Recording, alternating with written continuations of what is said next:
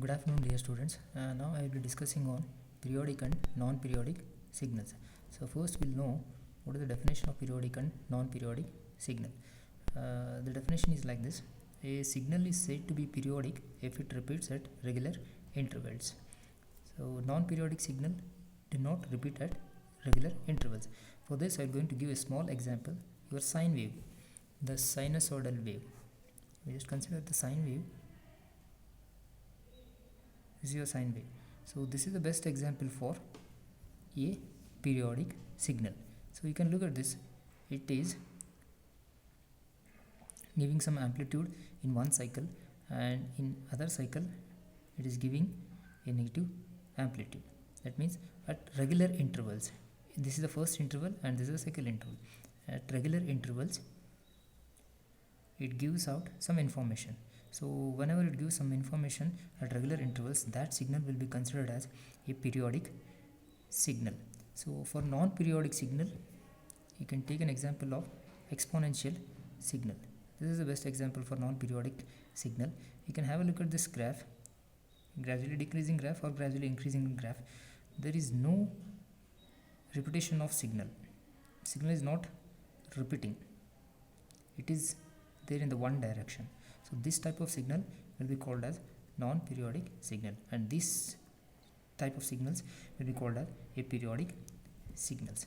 So that is what the difference between periodic and non-periodic signals. So whenever dealing with the periodic and non-periodic signals, you should remember two equations. That is x of t is equal to x of t plus t naught. This is with respect to continuous time signals. If you want to write the equation in terms of discrete time sample, so this will become x of n is equal to x of n plus capital N.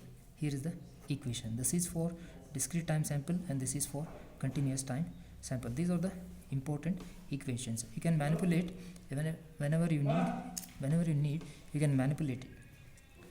So next, coming to this equation, this is the basic equation from the frequencies, that is 2 pi f naught n is equal to 2 pi k. We just find out for f naught, it will be k by n. This is a rational part. This is a rational equation. So if it is a rational, then the signal will be called as a periodic signal. If it is irrational signal, then those signals will be called as a non-periodic signals. So next we will solve the problem on periodic or non-periodic signals, and this is the question. So determine whether the following discrete time signals are periodic or not. So if periodic, determine the fundamental period. So this is what the question is, and this is the first question, cos 0.01. Look at this.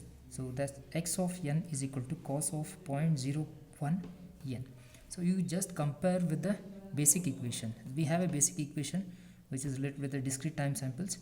This is the discrete time sample, and the equation is also in terms of discrete time. So you consider this equation, 2 pi f naught n is equal to 2 pi k. That's what I have written here. 2 pi f naught n or 2 pi f n is equal to 0.0 pi n. Look at this. Now you take out the value for f. If you transfer to numerator and denominator, your f will be 0.01 by 2. So this is in the form of k by n. You look at this.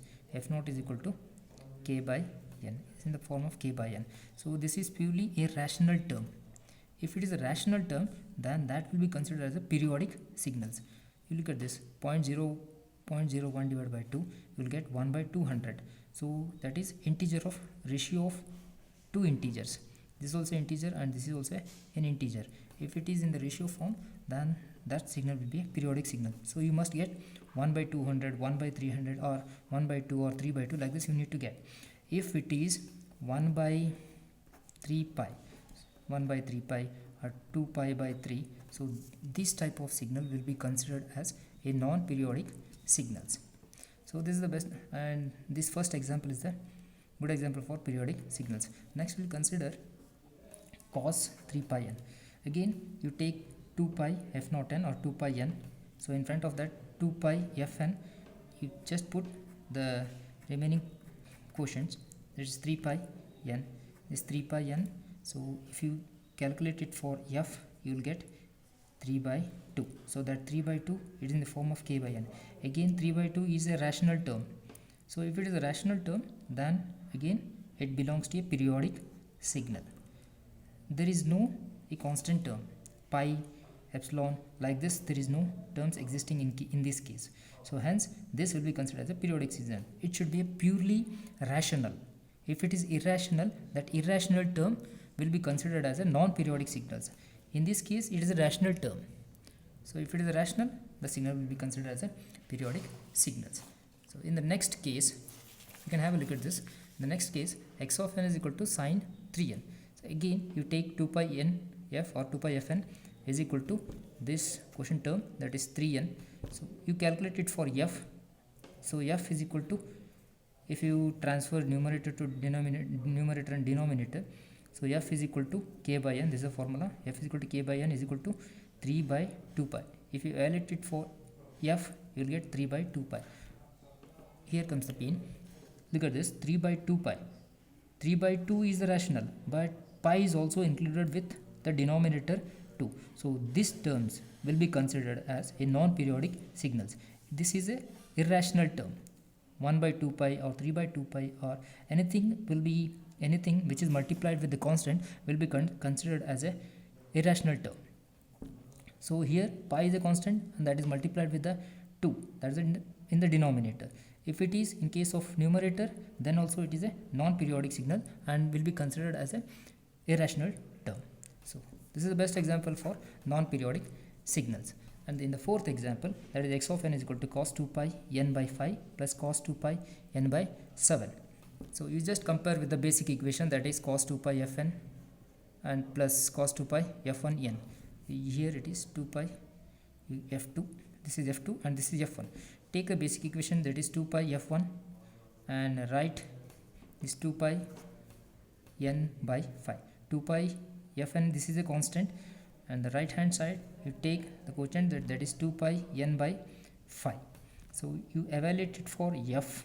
So if you evaluate it for f, you will get 1 by 5, that is in the form of k 1 by n1. So n1 is equal to what? n1 is 5. This is 5. Next you calculate it for the second term, that is 2 pi f2 n is equal to 2 pi n by 7. 2 pi n by 7. So where you calculate it for f2, if you calculate, you will get 1 by 7. Again this is also a periodic signal because it is in the rational term. This is a ratio of two integers. 1 is one integer and 7 is also one integer. If it is a rational ratio of two integers, then it will be periodic signals. So 1 by 7. So value of n2 is 7, k2 is 1 and n2 is 7. So now you calculate. So what is the question? So if it is a periodic signal, determine the fundamental period. Now you calculate the fundamental period. How to calculate the fundamental period? For that there is a formula, that is n1 by n2. This is the way of calculating the fundamental period. And n1 by n2, n1 is the 5 and n2 is 7. So 5 by 7. So you take least common multiples, that is LCM of 5 and 7. You will get the total, you will get the 35 value. 5, 7, LCM, you take it out. 5 ones are and 7, again 7, 1 and 1.